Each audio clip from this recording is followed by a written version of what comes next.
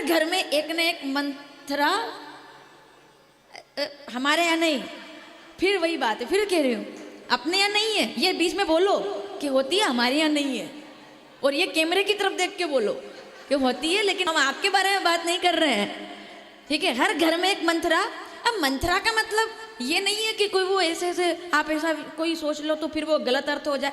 मंथरा किसको कहते हैं? नाम मंथरा, मंदमती, मंदमती को मंथरा कहते हैं, जो छोटी छोटी बात पर भड़क जाए और जो कोई बात करने से पहले 2 मिनट पहले सोचे नहीं कि इस बात का क्या परिणाम हो सकता है, इससे कहाँ क्या किसी का दिल दर्द दुख सकता है या किसी को कोई तकलीफ हो सकती है नाम मंथरा में, या इससे घर टूट सकता है, या मेरे एक वाक्य से मेरे जीवन के अंदर कोई नकारात्मकता आ सकती है किसी भी तरह की। जो इस बात पर विचार ना करे वही बुद्धि मंथरा कहलाती है, जो मंदमती है, जिसके पास विराट हृदय नहीं है, जिसमें समझने की क्षमता ज्यादा नहीं है। नाम मंथरा मंदमती। अयोध्या में सोचो आप, किसी ने सोचा था कि मंथरा अंदर बैठी है? बाहर से भी नहीं, अंदर बैठी है, और बिल्कुल एकदम अंदर जहाँ कोई नहीं जाता, कैकई के भवन में। आगे कहती है, बोले राम जी को वनवास मिल गया। अब उसके लिए तो आपको आगे कहीं राम कथा सुननी पड़े। को वनवास हो गया तो वो राम जी से कहा, सब तरह के लोग होते, उन्होंने कहा आप तो राजा बनने वाले थे, कल हमने देखा आपको तो आप मुस्कुरा रहे थे, पर आज तो आप वनवासी बन रहे हो। 14 वर्षों तक पैरों में ना तो पदवेश, ना कोई मखमल पीताम्बर, ना कोई मुकुट, ना कोई छत्र चलेंगे साथ में, आप तो राजा बनने वाले थे, और अब ये सब के युवराज हो गए थे ना, वो तो छत्र चल रहा था साथ में राम जी के। समझ रहे हैं, जान रहे हैं, सब कुछ तय, छत्र चल रहा है साथ में, छत्र चल रहा है साथ में। और तब राम जी से पूछा गया, आप तो राजा बनने वाले थे, आपकी तो परिस्थिति बदल गई, पहले भी मुस्कुरा रहे थे, ये सीख करके जाना इस शिव पुराण से।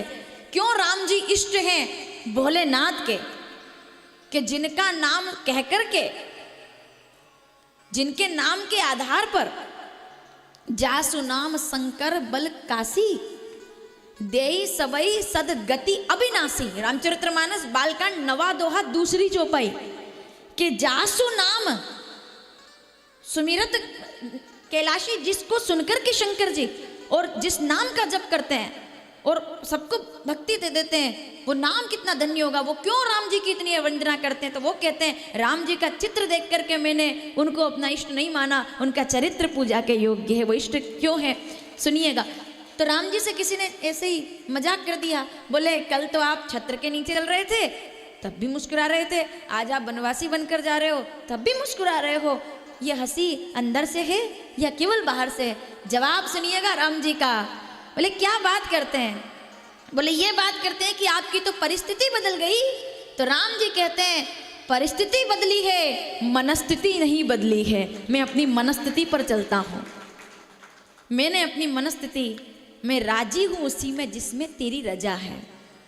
शिव जी का नाम लेकर के दुख में भी मजा है और सुख में भी मजा है। मैं हर क्षेत्र में हर तरह से, धूप में भी राजी हूँ और छाँव में भी, मैं भीड़ में भी खुश हूँ और यहाँ एसी में भी प्रसन्न हूँ। बस इसी को तो विराग भाव कहते हैं। यही तो है एकात्म रूप, हमारा चिंतन रूप जो शिव जी पसंद करते हैं। तो जो राम हो गया वो शिव जी के लिए परम प्रिय है। जो राम हो गए, जो श्री राम की तरह चेतना जिनके जीवन में हो, तो ऐसे मेरे शंकर भगवान जैसे राम जी की वंदना करते हैं, ऐसे यहाँ से ये सीख कर जाना। परिस्थिति आपके जीवन में कई लोग सामने बैठे हैं, हर तरह की आएगी या आई होगी, दुख सुख सबने देखे हैं, लेकिन उसमें जो डटा रहा वही भक्त कहलाता है, वही मनुष्य है। कि रोज है एक जैसा ना हो, लेकिन हर दिन ईश्वर आपके साथ हो। मेरा दिन चाहे एक जैसा ना हो, पर तू मेरे साथ रहना, क्योंकि तेरे अलावा मेरा कोई अपना, एक तू ही तो है जो मेरा है, एक तू ही है।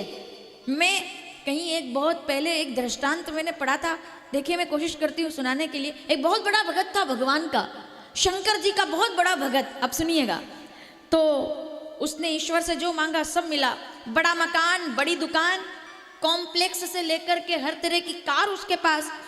एक दिन उसने बहुत प्रार्थना की कि भोलेनाथ कभी मेरे घर आइए तो सही, हमारे घर तो आओ, कभी तो आओ। और एक दिन भोलेनाथ आ गए। वो तो जल्दी प्रसन्न हो जाते हैं, आपके घर भी कई बार आ गए होंगे, आपने ध्यान नहीं दिया होगा।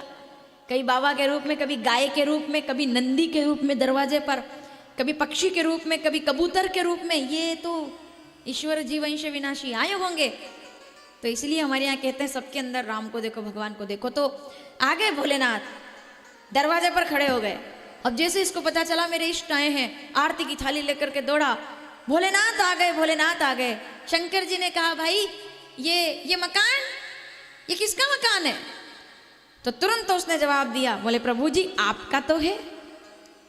सबसे बढ़िया जवाब है, आपका तो है। अच्छा, ये बगीचा 10 तरह के फल लग रहे हैं, खुशबू उठ रही है। जवाब आप देते जाइए आगे। उससे पूछ रहे, समझ लो आपसे पूछ रहे, ये किसका है? तो प्रभु जी आपका ही तो है। आगे बढ़े तो गाड़ियां खड़ी है लाइन से, एक एक रंग में, अलग अलग, ब्रांडेड एकदम। तो सब गाड़ियां, शंकर जी नंदी को बाहर खड़ा करके आए हैं, नंदी वाले हैं। तो नंदी से उतर कर आए, बोले ये, जवाब दो, ये किसकी गाड़ियां हैं? तो उन्होंने कहा सब आपका ही तो है। और आगे बढ़े तो सोने की थालियां, चांदी के बर्तन, बोले ये, बोले सब आपका ही तो है। थोड़ा आगे बढ़े तो भगवान का मंदिर बना रखा था उसने। अब सुनिएगा, मंदिर बना रखा था। अब यहाँ थोड़ा सा बदलनी पड़ेगी बात को।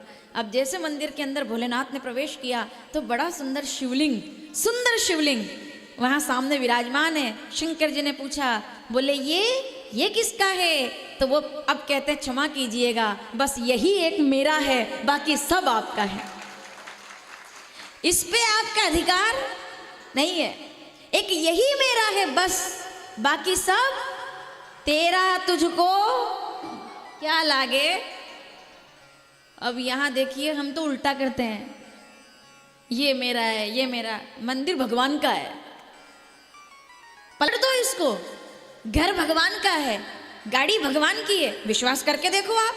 नहीं, मैं बिना प्रमाण के नहीं बोल रही। रामचरितमानस उत्तरकांड 89 दोहा दूसरी चौपाई, श्रद्धा बिनु धर्म नहीं होई।